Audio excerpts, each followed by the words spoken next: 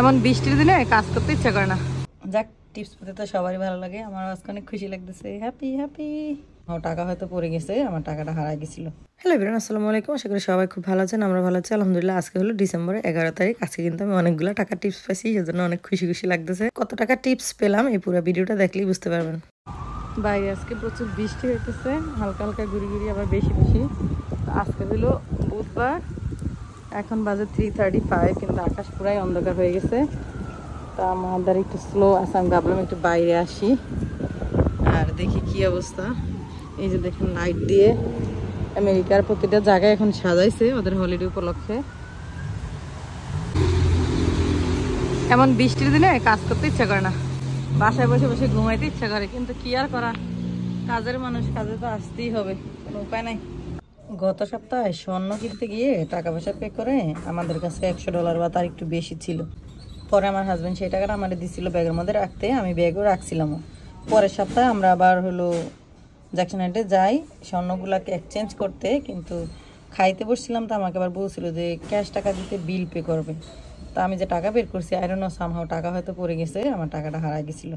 2 দিন আগে বাসায় যখন খুঁজছি, পরে দেখি টাকা তো নাই। তো আমার I feel so sad, like $120 মতো ছিল মনে হয়। যাই হোক, হারাই ফেলছে। তো আমার হাজব্যান্ড বলছে ঠিক আছে, আমি আমার পরে চেক পেলে তোমাকে টাকা দিব। তা আমি আবার বললাম যে যেটা চলে গেছে সেটা তো আর ফেরত আসবে না।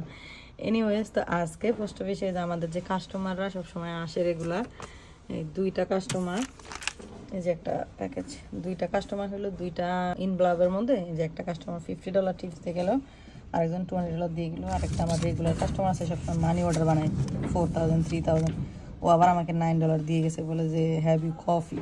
তাই এটাই মানে একদিকে হারাইলে আল্লাহ অন্যদিকে মিলে হেরা। যাই হোক, ডিসেম্বর মাসে তো যেহেতু ওদের হলিডে, তো ওরা সবাইকে অনেক গিফট দিতে পছন্দ করে, বন্ধু বান্ধব হোক, আত্মীয় স্বজন হোক, বা যেই দোকানগুলোতে ওরা কেনাকাটা করে, লাইক আগে যখন আমরা ডান কিনে থাকতাম তখনও কিন্তু কাস্টমার আমাদেরকে অনেক টিপস দিত এই সিজনটাতে। তো এই পর্যন্ত দুইজন থেকে টিপস পাইছি, আবার আজকে আরেকটা পাইলাম, 3টা। তো আরও হয়তো কিছু কাস্টমার আছে যে আমাদেরকে টিপস দিবে। যাই হোক, এখন এন দ্য ইন্ড পর্যন্ত দেখা যাবে আর কি।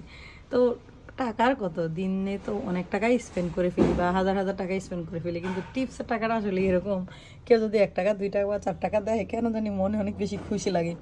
যদিও আমরা হাজার হাজার টাকা খরচ করায় ফেলাই, অত একটা মানে ইয়া লাগে না, কষ্ট লাগে না, কিন্তু টিপসের 1 টাকা 2 টাকা 5 টাকা পাইলে এত খুশি লাগে, এটা বলার বাইরে। আই মিন, গিফট জিনিসটা আসলে পাইতে সবারই ভালো লাগে, হোক যেটা যত অ্যামাউন্টেরই। তো আজকে আমার এখানে $79 মতো হয়ে গেছে আর কি।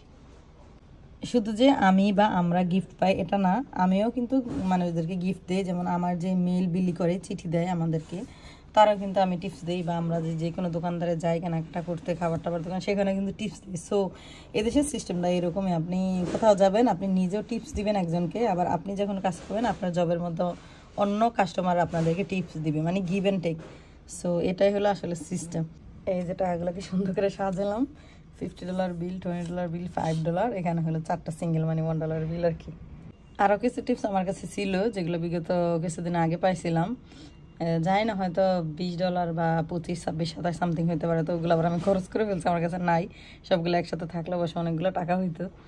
ঘটনা যেটা হলো, আমি যেমন টিপসের টাকা পাই না, আমি কিন্তু সে টাকাগুলো নিয়ে আবার আমার বাচ্চা কাচ্চা ওদেরকে ভাগ করে দিই, অথবা আমার হাজব্যান্ডকেও সামটাইম দিই।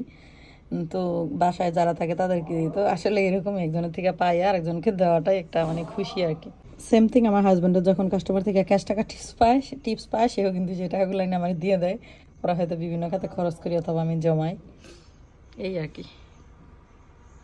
যাই হোক, টাকাগুলো পেয়ে খুশিতে খুশিতে আসার সময় আবার একটু চলে গেলাম বে প্লাজায়, সেখানে আবার গিয়ে মিশুনির সাথে জন্য কিছু সারপ্রাইজ গিফট কিনলাম। পরের ভিডিওতে থাকবে সেটা। তো আজকের মতো এখানে বিদায় নিচ্ছি, আল্লাহ হাফেজ।